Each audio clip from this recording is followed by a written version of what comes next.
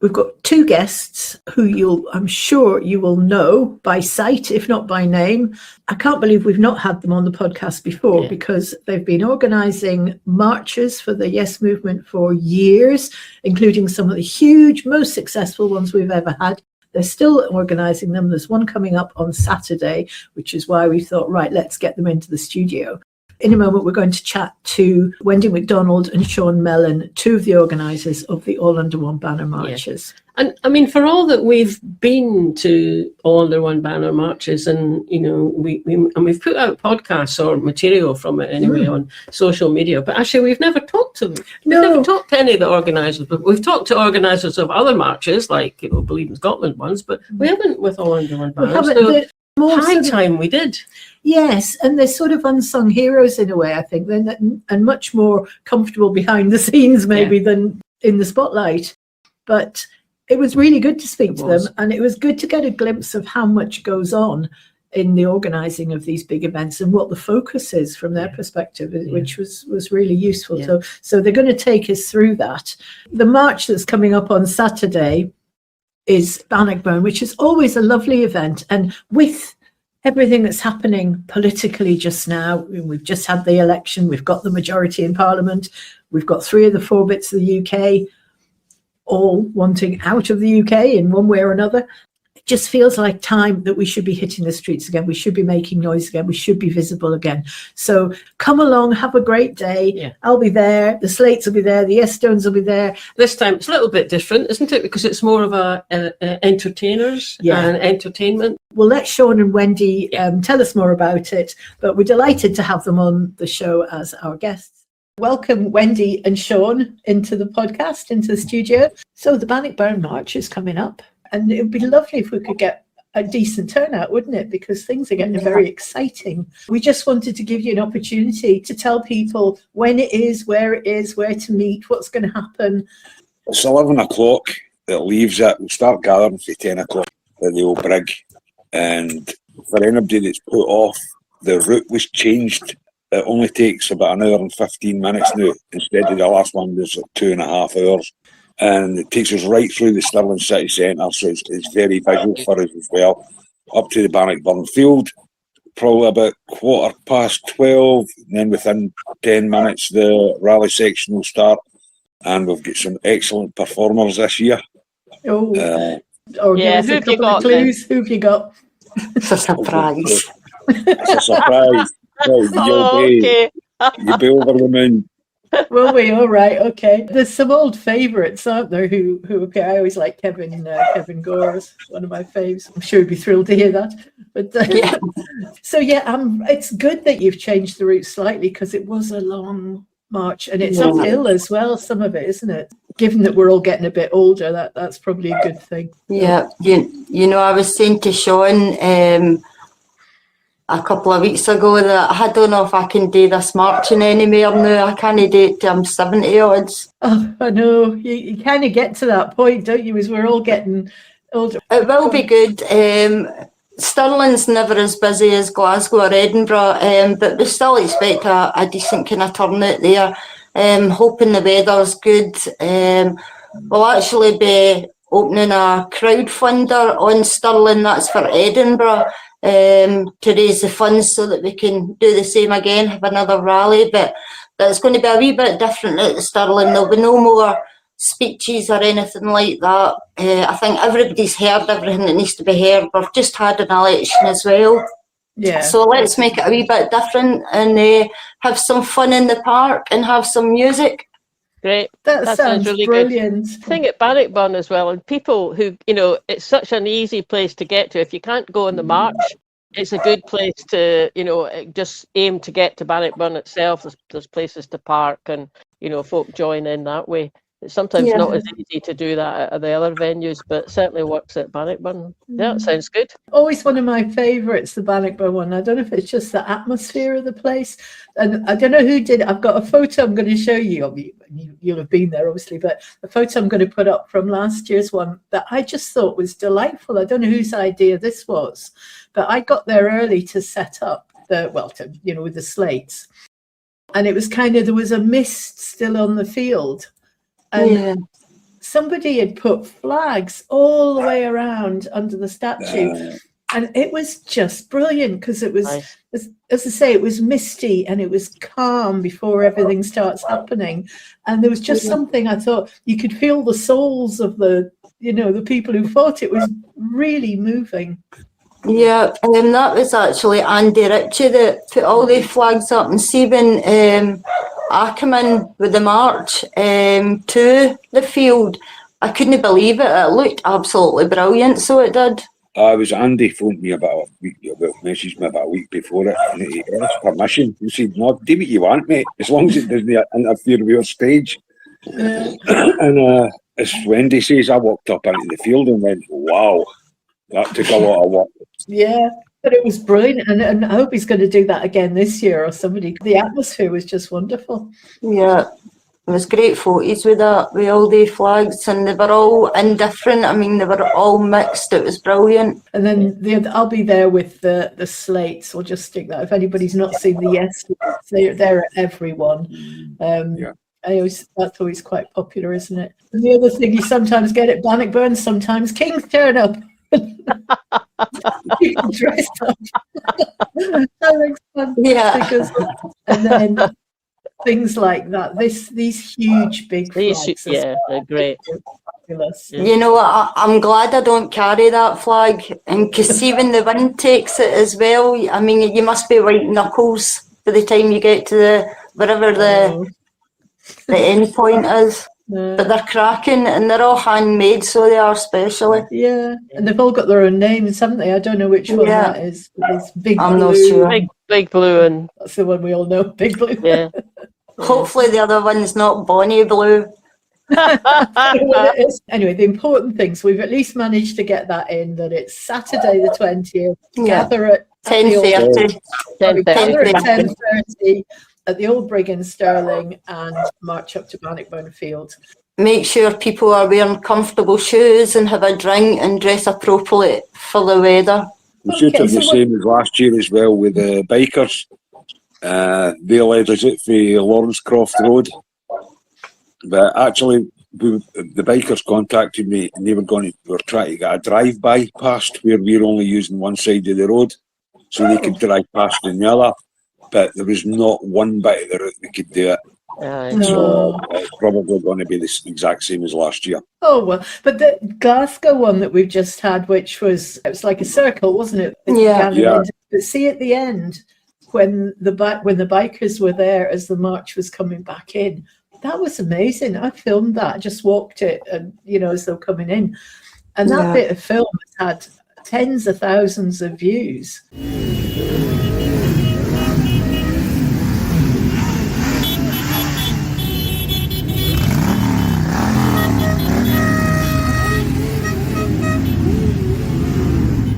Yeah, it's great.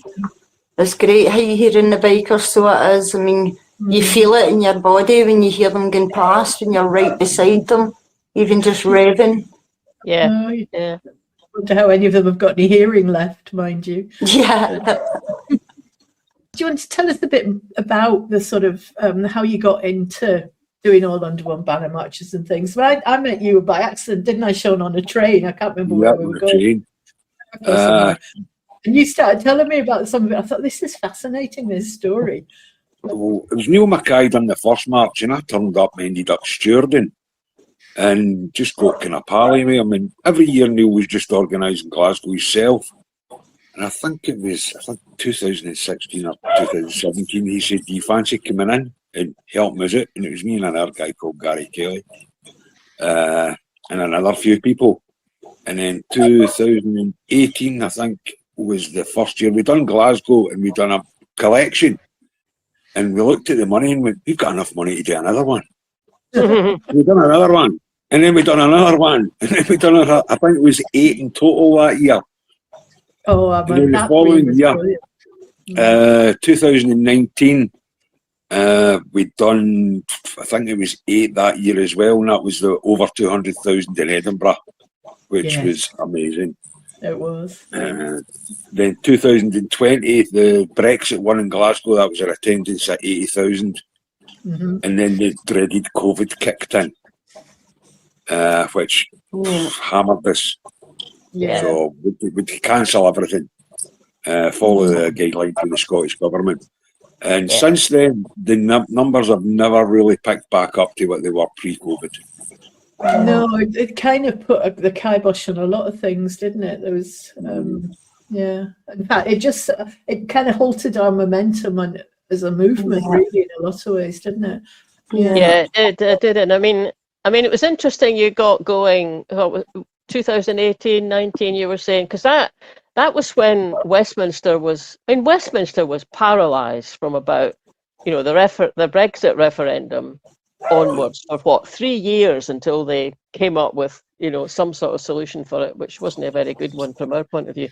And but it's just interesting, isn't it? Because there was Westminster stymied, didn't know what they were going to do with this result that they didn't think was going to happen. And at the same time up in Scotland, those marches really took off, and it is just a bit. I mean, COVID was tragic for all sorts of reasons, wasn't it? But and the main one wasn't to do with marches, but it is a shame that, because it did, as you say, it did kind of stop that momentum. I mean, I guess we just have to get it going again. I mean, not necessarily marches. I mean, it can be other things.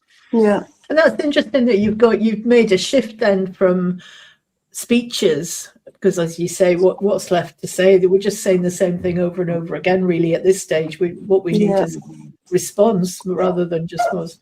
But so if you're going for, I'm guessing, sort of music and performances, that's much more into leaning into that kind of cultural thing, which is really important, isn't it? That's such a big part of other independence movements around the world. Helps also to create some unity as well.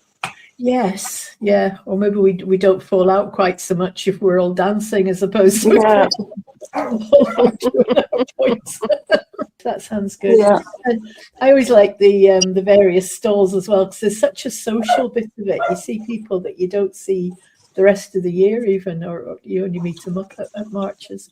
I must say that Neil from Yes Stones does a fantastic job. I mean, they raise some amount of money, and every single penny it goes to food banks. So hats off to everybody at Yes Stones. You do a tremendous job. They're brilliant, and I think it's over £10,000 that they've raised. Brilliant. It's really good. And you think, everybody must, surely they've painted everything they can think of to paint by now, but no, every March there's a dozen different designs come out. It's interesting, isn't it? I mean, it's you saying that about Yes Stones, and they do the collections and they give it to food banks. And I was watching a wee thing on somewhere or other on Blue Sky, something on social media this morning, and it was an American Boston news presenter talking to one of the guys who does a lot with the Tartan Army, so there's a load of them, of course, over in Boston just now, and she's saying, I heard that you're going to be giving money to a local children's charity. And he said, oh yeah, well we do that. I mean, wherever Tartan Army goes, we just do that. And she's going, it's amazing, and why do you do that? And he more or less said, well, it's just a Scottish thing. I thought, oh, good on you, mate. And it's kind of the same with Yes Stones, isn't it? It's kind of like, well, if you can make some money, go and put it somewhere where it can do a bit of good. And what's involved? And I mean, we turn up on the day and have a great time, but you'll have been working for weeks or months beforehand. What's involved in organising it? Stress. Stress. Loads of stress. It's not a case where you just phone the council and say, all right, we're having a march. There's got to be a notification made, at least 28 days notice. We're normally in up to a year before. Aye. Oh, wow. You've also got the route has to go in, which can be subject to change with like roadworks, stuff like that. Also, we need to check that we're not standing on anybody else's toes, because if they've got an event on the same day, try to work as good as possible with other groups. Yeah. That goes in. Then the council meeting comes. and the council meeting, they want a risk assessment walkthrough. Our risk assessment covers you getting hit with a bin lid, falling to the moon, absolutely everything. Generator risk assessments and public liability insurance for the rally section. We cannot get insurance for the march. It would cost mad amounts of money. Yeah. So you go into the council meeting and it's like how would you say it? It's like you're trying to compromise with each other, and we're trying to get the best that we can. So getting that route in Stirling reduced was a battle a few years ago. But man, yeah, even the police backed us up as well. It was far too long. Yeah. So that part is done, and then for some reason you've got to the email to show the police in the day, right? They hold off sending it to you to the day before, or the actual day. I've had it on the day. I think, Wendy, did you know got on the day this year for Glasgow? I think it was like a few days before, a week before or something. But what I was going to say, Sean, was it's not just the council are sitting in your meeting. It's a full squad of folk that you're sitting with. All the emergency services, roads, anti-terrorist squads, different departments and councils. I couldn't even ring them off. Normally a meeting will consist of at least 15 to 20 people, and you're on there yourself. Yeah. Wow. 2 years we get team handed now. Yeah. Well, at least now you know you must be able to anticipate most of what they're going to throw at you by now. Yeah. You've been in and out of those meetings, right, for years now. So you must know what they're going to be like. But I mean, presumably you might get someone sitting there representing, I don't know, the police or the fire brigade, and they're not particularly keen on Scottish independence, but they're there in a professional capacity, aren't they? Is that always kind of clear cut, or is it maybe less clear cut with the councillors, or? Can't really say too much, because remember we'll be having these meetings next year with the councils. Okay, I think we'll leave it there then, that's fine. As professional, they know our rights to protest and set these events up, but also they've got to and us, the greatest consideration is public safety, to make sure nobody gets hurt or harmed or property damaged or anything like that on the day. So I would say 99% of the councils are very professional. That's really good to hear. Yeah.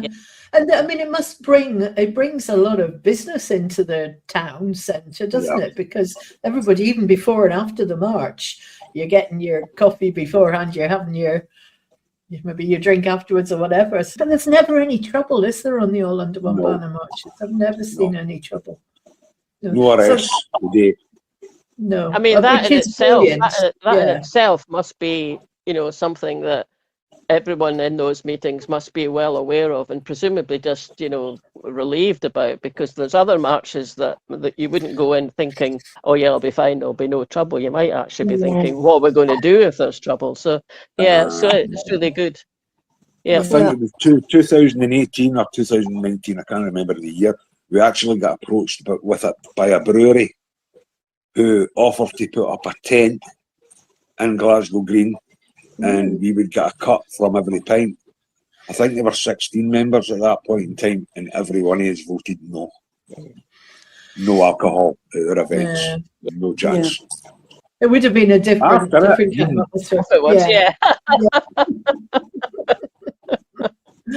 Yeah.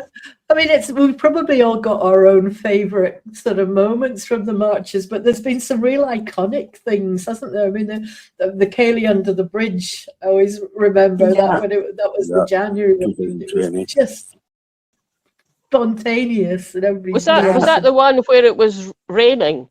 It was sleeting. It was there was a whole flood. I wasn't at that. I was at the one the year before that, which was also a huge march. It was the first march I'd ever been on, and I did have a flag, but I was also taking photos. And then I thought, I can't do both. So I gave my flag to a friend and carried on taking photos. And, the time it's also a long way to march from, University Avenue over to Glasgow Green. I mean, I'm not sure I would want to march that far now, just personally. But it's great, the kind of atmosphere and the way, you're just standing, walking along and chatting to people and, asking where they're from. It's great, actually. It's really, really good. I remember there was the Glasgow one when it came, the big flyover where all the cameras are, where usually Kevin's set up there. There's a bridal shop on the parade, and there was this woman who's getting fitted for a wedding dress, and she saw the march come out. She ran out on the pavement, wrapped the saltire around herself, photographed, then went back in and got the rest. I thought Billy Knox actually took some cracking photos that day, the lassie in her wedding dress. We actually, it was Edinburgh that was cancelled because of the bad weather, Sean, and everybody was moaning. We're thinking of people's safety. What do people not understand? The Meadows was 2 feet underwater. And that's where the rally point was supposed to be. So we held off as long as we could. We got into a bit of bother for that. But we actually waited to the morning to see if there was a change in the weather. But we just spoke to each other about 7 in the morning and just like, right, hit it in the head. No chance we're going to wait with this. What's your favourite ones? What's your favourite moments from the marches? Mine, 2019. Walking up the Royal Mile and turning around at the top and looking down the hill, and the number was unbelievable. And we got to the Meadows. I think the march got in about 1 o'clock, and the back of the march got in at 4:45. Yeah, I was on that march, and by the time I got to the Meadows, all the rally was finished. Yeah. There's millions of people still there, but we'd missed the lot because it took. No, that was a fantastic day. At the time, I was doing the filming, so I'm walking backwards, and see when I seen everybody, honestly, there was tears in my eyes. How proud and how great it felt. Fantastic. I really wish we could get back to that. Oh, definitely. There's a bit of research that I saw not so long ago. I mean, it's old research, but it's if a movement or a cause can get people hitting the streets, if they can get 3% of the population on the streets, they will win. Oh, I was nearly right. It's the 3.5% rule. It was research by Erica Chenoweth, who found that non-violent protests are twice as likely to succeed as armed conflicts, and those engaging a threshold of 3.5% of the population have never failed to bring about change. I think also the union quaked in their boots when there was quite as many numbers out in the streets. There's an image, it must have been drone footage, of the Blue River just coming down the street, and it was filled the entire street as far as the eye could see. You could see it from space. But that definitely, I mean, the size of that must have given them an absolute wake-up call. And it was like everybody that you knew was going, it was just like everybody decided they were going to do it. I think one of the other things I really liked, it was one of the Glasgow ones where you had the march was led off by, is it the Dolly drummers? Is that how you pronounce it? Yeah, Dolly drummers. And I thought that's fabulous because it had that sort of multicultural, festival kind of feel about it as well. So I thought it was great. That was a really good touch, I thought, having them. Of course, they're wearing kilt, well enjoying it, but that was really good. I've just done the calculation, and 3% of 5 million is 150,000. Right. It's just interesting, isn't it? Because, that was, well, as we were saying earlier, there was a point for a few years when we were certainly approaching that. It just seems to be an observation that, people have noticed in various countries. And I've seen a lot of, people in the States just now who are campaigning against Donald Trump. And, they're just trying to get, every time they have an activist Saturday or something, they're trying to get up to that 3% of their population, which is a hell of a lot more, of course, out on the streets. So, it's something about it that seems to tip over and make a difference. So, I mean, 150,000 is doable, but you would have said a few years back, but maybe do you think it maybe, we need to kind of have a think about other ways of getting people out, or other ways think- of getting people engaged? I think people are just scunnered at the moment, to be honest with you. I'll give you a wee example. It was a lassie, this was a few years ago. She hadn't been to marches and she used to go all the time in the beginning, every Indie event. She stopped going. I hadn't seen her for a few years, and I think it was Bannockburn. I then spotted her again, and she's like, "Hi, Wendy," and I was like, "Hiya, it was really nice to see you." And she says, "That's it, Wendy. I'm coming back out again. That's us. We're going to get our independence." So I think it's a case of folk are disheartened, fed up. I think once there's significant change, I think everybody's numbers will start increasing. And a lot of people are a lot older. I mean, I struggle to do the walking, so... Oh, well, with you there. But the thing with where we are just now politically, though, it's almost to me as if we're sort of almost on that knife edge, because we've got the majority again. We've got that Welsh majority as well. We've got the Northern Irish one. That's 3 of the 4 bits of the UK are wanting out, essentially. Yeah. And you've got, what did it take them 12 minutes for Downing Street to say no? That's not acceptable. No. That's no democratic. It isn't democratic. Even if you want to, even if you were going to vote no, it's not democratic not to get the chance. Yeah, exactly. I mean, that's a good example, isn't it? Because I mean, on the National at the moment, they've got a wee video on their website, and it's Michelle O'Neill. You know, so the Sinn Féin Northern Ireland, Michelle O'Neill, and you know, she's talking about the fact. I mean, it was done obviously after the election, but fairly recently, last week or so. And one of the points she makes is that she noticed that the minute there was the debate and the vote in Holyrood to take forward, powers to have another election, she said, I think it took 12 minutes for Downing Street to come out and say, well, to paraphrase, no, you're not. And when she was making the point, she said, look, it doesn't, that's just not democratic. And that's just incredible to kind of see that. And then she just went on to say, it's the first time. So there's Sinn Féin, Plaid Cymru, SNP. And she was saying, look, we're 3 different parties. There are differences between what we want to do in our countries. There are differences, but there is also overlap, and that overlap is about getting ourselves separated from Westminster. And it was just great seeing that, actually. And it's fantastic. So it is the Scotland, Wales, and Ireland are like fighting against the machine. I think it's great. Yeah, and as well, the other side of that coin, look at the bit that's left. If we're heading towards potentially Farage as Prime Minister, it's like it's about to blow, the whole thing. Yeah. Well, I hope. I mean, Fiona and I are, in a couple of weeks, we'll be over in Brussels with a group of activists from 2 separate groups in the European Parliament. And, the theme of it is to mark the 10th anniversary of Brexit, which is on the 23rd of June.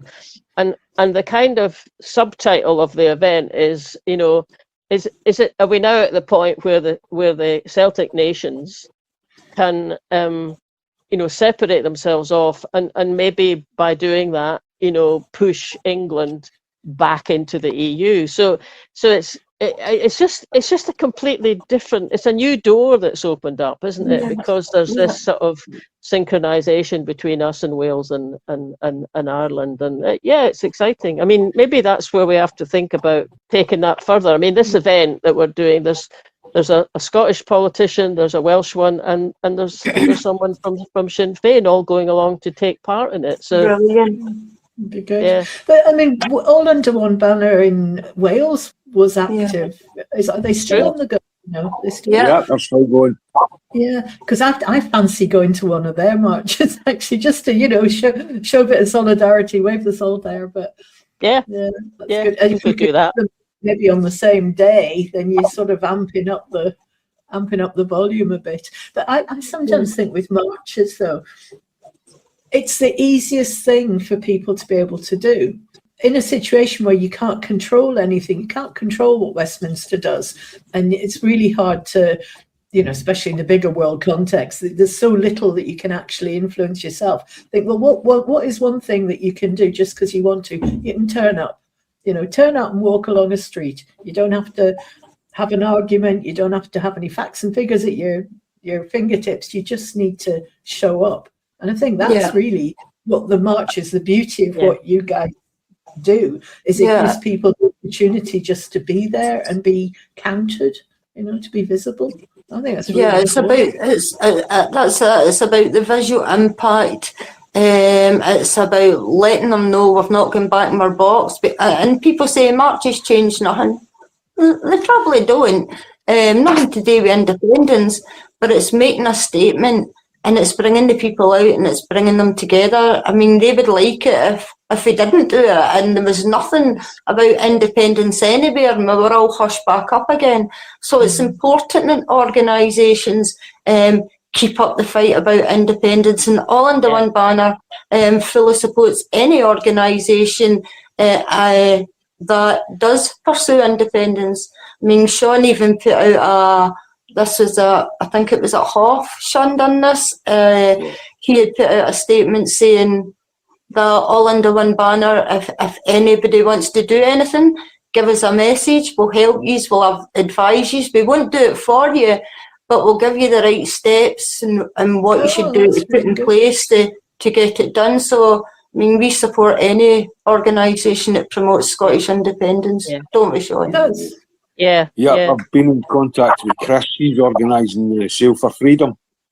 Oh, yes, we fancy that. Can you tell us more about that? Chris got in contact with me, and I've had a few online meetings with Chris, etc., taking him through everything, how you plan everything, finance and stuff as well. And me and him sat down and put the application in. So Chris has got the application sent in, and I think one of us will be accompanying him on the meeting with the council, because allegedly we know what we're doing. So is that a meeting with Brodick Council? I'm not sure. Oh, okay. Whatever area he is. It will be actually. Probably have to be both of them, won't it? Because if they're marching to Ardrossan and then you've got the sale, then something happens on the other side. That's quite complicated logistically, isn't it? I'm just going to get the train down to Ardrossan. You don't have to walk all the way there. I'm just pleased the ferries are going from Ardrossan again. I know. It's something a bit imaginative, isn't it? It is. People out again. It's a bit like the chain of freedom that we tried to do with all the folk holding hands across the canals. That was that was ambitious, and it's another opportunity just to turn up and take part, isn't it? Yeah. And I think that's really good for us if you feel as if you're doing something. But the still sounds good fun. Maybe we should see if next time you're speaking to Chris, tell him to come on the podcast, and we'll give that a bit of promo as well nearer the time. Yeah. And you've cancelled the Inverness one this year. That was a shame. What happened with that? Logistics and finances, basically. Our finances for last year for Glasgow, Stirling and Edinburgh, at the end of the year, it was £10,000. We got slightly more than that. We budgeted quite well because we were left with £6. Well, that's very good. That's actually very impressive. It's things people don't realise they costed. The toilets cost £1,000. Wow. For Glasgow last year, it's a thing called a Section 89. If your stage is higher than 600 millimetres, you need to apply for this to get the stage inspected and all that. So they've got people's wages to pay on the day to come and inspect everything. Oh, right. Then you've got to hire the stage, the PA, all that kind of stuff. That doesn't come cheap. Yeah. And it's hired in differently for each event, depending on how big we're expecting it to be. And even like fencing and all that kind of stuff as well. The costs are astronomical. I think Inverness is going to cost us about £5,000, won't it, Sean? £5,000. People don't think about that side of it, though, do you? You just sort of turn up on the day, have a good day. The fact that all these things have had to be hired and organised, you kind of it's a big commitment, really. And the fact that I think where I particularly really respect you guys is the fact that you went to the highs of the big 200,000 marchers, and then when things got quieter, you could have just gone, oh well, that's it, we're jacking it, but you've kept going, and Well, we won't stop, definitely. Yeah, so. what does it say? No rest till yes. Yeah, even if I'm 85, I'll still be there filming. Whatever. Yeah, Oh I mean, God, I mean, let's it's just not it's let's not hope. Let's hope it doesn't take that long. It's remarkable, I think, Wendy, you in particular, the way you walk the entire march backwards. You know, this is terrible to say, but it's really good because I don't need to do it anymore now. I couldn't do it anymore now, but because I'm the named organiser for Glasgow, I have to be at the front so that the police are there if they need me. Just there's a lot to do, so there is. So now I'm at the front with the banner, so I'm just in front of that. But Yeah. it was good, but I'm quite glad I'm not doing it anymore now. It's hard going. I used to introduce you as Wendy who walks backwards. Say, Yeah. hello, I'm Sean, and this is Wendy who walks backwards. Yeah, that's what I would say to whoever's carrying the flag. That's Wendy who walks backwards. She'll keep you right and what they bother. This sounds like your tribal name, doesn't it? I know, that's what I was thinking. It's like a hawk flying over or something. Yeah. But it's brilliant that they're still happening. I'm really pleased there, and we try and go to as many as we can. And I think we've been to most of them between us, and filming them is always good because people like to see themselves, as well. Yeah. Is there anything else you want to get across to folk? I mean, should we say something about it's always a really family-friendly, fun atmosphere, isn't it? There's never any trouble. No. And we just yes, there is one thing I could add. I know we're not having any speakers at Stirling this year, okay? But see, we deal with organisations, not individuals, for speaking. And if an organisation wants to speak, can you email allunder1banner@mail.com and not contact the organisers directly, because sometimes the refusal is received with great offence. And we don't need to, we cannot accommodate everybody. Yeah. And we need to ensure as well that when political parties are involved, there's a balance, there's a good mixture. It's all under one banner. It's the movement, not a political party or one person. Yeah. But I would just like to say, come along, June the 20th, meet us at Stirling Brig. We'll have a great day. There's wains, there's ducks, there's even been a duck. There was a duck there at Glasgow last year. This year. Everybody's always smiling. If you don't know anybody, don't worry. You get to meet folk, and you meet people and you become friends for life. So you do. Come and have a good day. Absolutely. Well said. Well, we'll see you there. I'll see you there. Marlene is doing something else. And we'll get some film of it. We'll get the footage out. And I sometimes think that's the other thing with the putting on a march. I mean, that last year's was about 15 minutes worth of, the march coming in. Stuck it up on TikTok. That's had over 40,000 views. So even though there wasn't 40,000 people on the march, but they still know about it because you presented a spectacle, something to look at. And and a lot of the comments on that video were things like, "Oh, I wish I'd known it was on." And you think, well, how do you get that message out? Great. Oh, it's been lovely speaking to you. Yeah, Andrew, it's lovely to meet you. I'll watch out for you at Stirling. Yes, give us a wave. So thanks for all your efforts that you put in. I mean, it's no easy job, as you've explained. It's a lot more complicated than people realise, but we're very appreciative of the fact that you do it. That's for sure. Yeah. Great. So, thanks very much for having us on. You're welcome. Thank you. You're very welcome. Okay.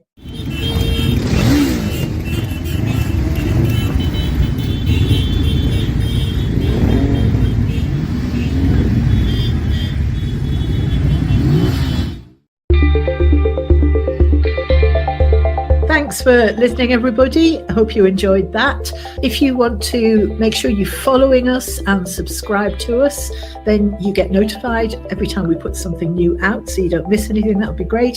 Also, you can click the little bell if you're watching on YouTube. And sign up for our mailing list. You can do that from the website, and we always send one out at the beginning of each month to tell you what's happening. Last but not least, you can buy us a coffee on coffee.com.